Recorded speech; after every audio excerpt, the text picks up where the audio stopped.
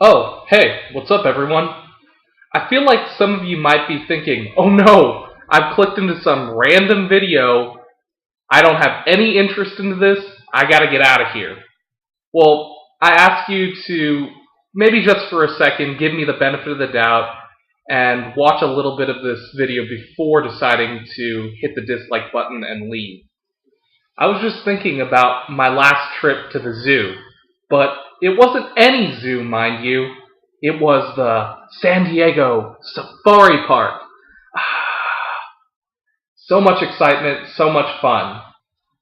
I mean, there's like a bajillion different animals there. There's like lions, tigers, bears, oh my, but there's also anteaters, there's giraffes, there's elephants, there's rhinos. The list goes on and on.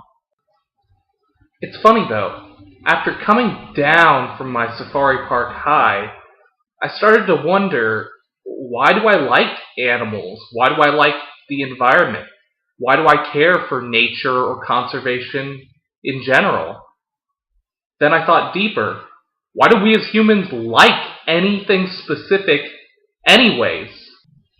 I would argue that the reason why we're so shaped by things in general is that we are always constantly being influenced by the culture that we live in and the history, the time and place that we're in right now, and what happened before then. I want to understand why I like the things I like. Who knows, maybe you'll like the same things as me. I invite you all to join me on a crash course in world history and explore the cultural origins of my favorite interests. Today, inspired by the San Diego Safari Park, we will be discovering a little bit about African conservational history and examining the views people living in Africa held and still hold towards nature, wildlife, and the environment. To do this, we will examine the phenomenon of conservation looking at the issue from Eurocentric and Afrocentric points of view. Join me on a journey of discovery. I'm Kevin Chan, and I want to challenge you all. Let's equip ourselves with knowledge, and let's start a crash cultural revolution.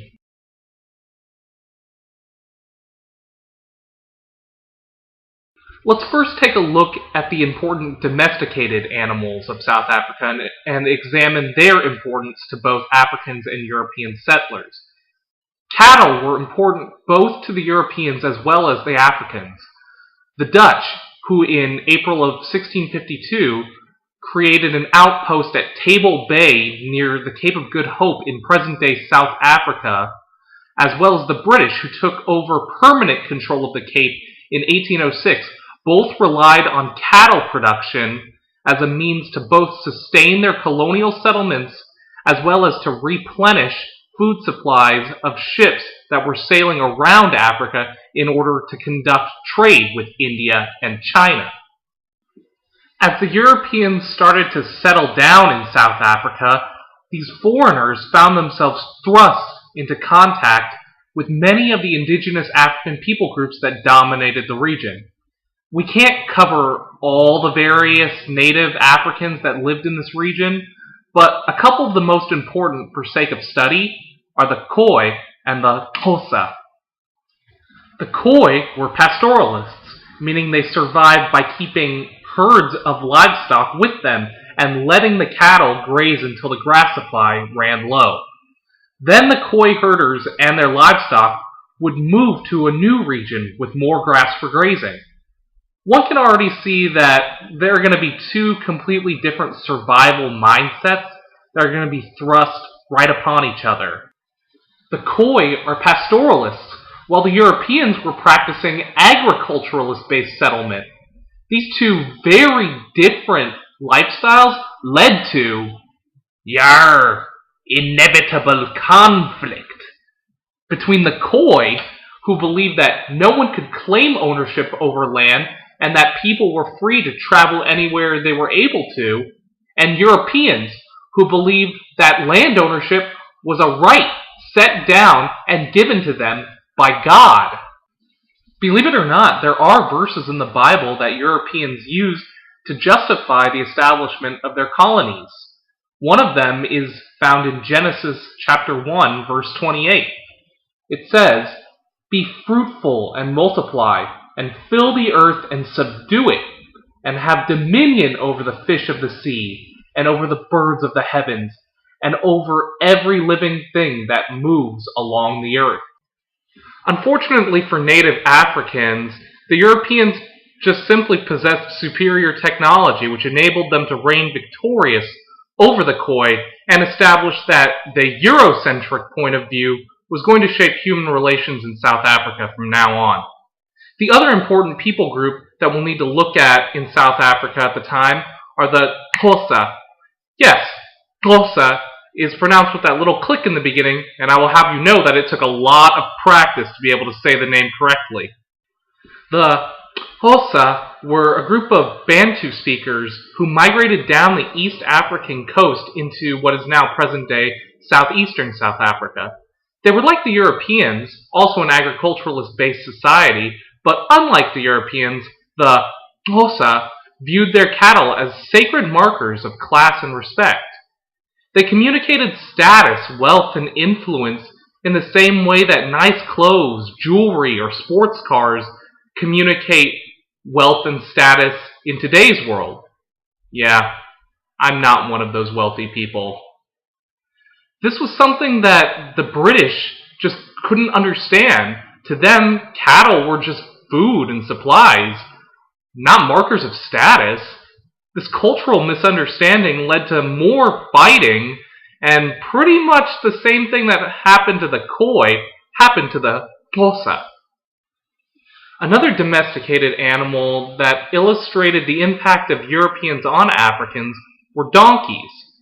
Donkeys weren't native to South Africa, they were introduced by the Europeans, but they quickly spread throughout northern South Africa and became useful transportation tools for many of South Africa's indigenous people.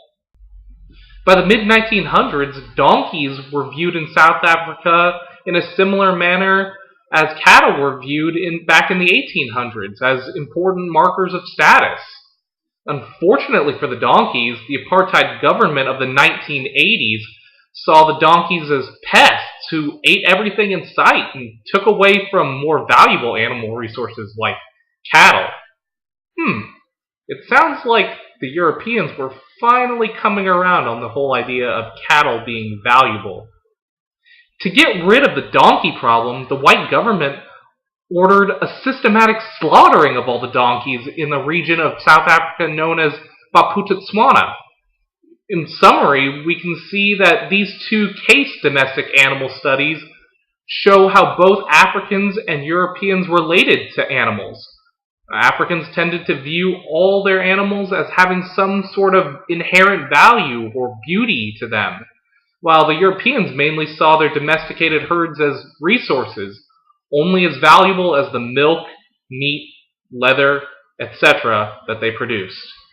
Let's see if that line of thought holds true for wild and exotic game animals. As we turn our attention away from domestic animals and start looking at wild ones, let's also shift our frame of reference from South Africa to Kenya and take a look at the Kamba people. The Kamba people lived in eastern Kenya, and they lived as hybrids between agriculturalist and pastoralist societies, and have engaged in much trade with Arab merchants in the surrounding area. According to a scholar named Edward Steinhardt, the Kamba had a tradition of hunting, and due to the great demand of ivory in the Far East, the Kamba started to take advantage of the vast amount of elephants that lived within their territory in the early 19th century. Now, before we start condemning the Kamba people as being exploiters of elephants, only poaching them to get rich, we must first look at the global situations that enabled Kamba hunters to make a killing off the ivory trade in the first place. Remember that we're talking about the Kenya of the 19th century. That means Kenya at this point was still under the control of the British.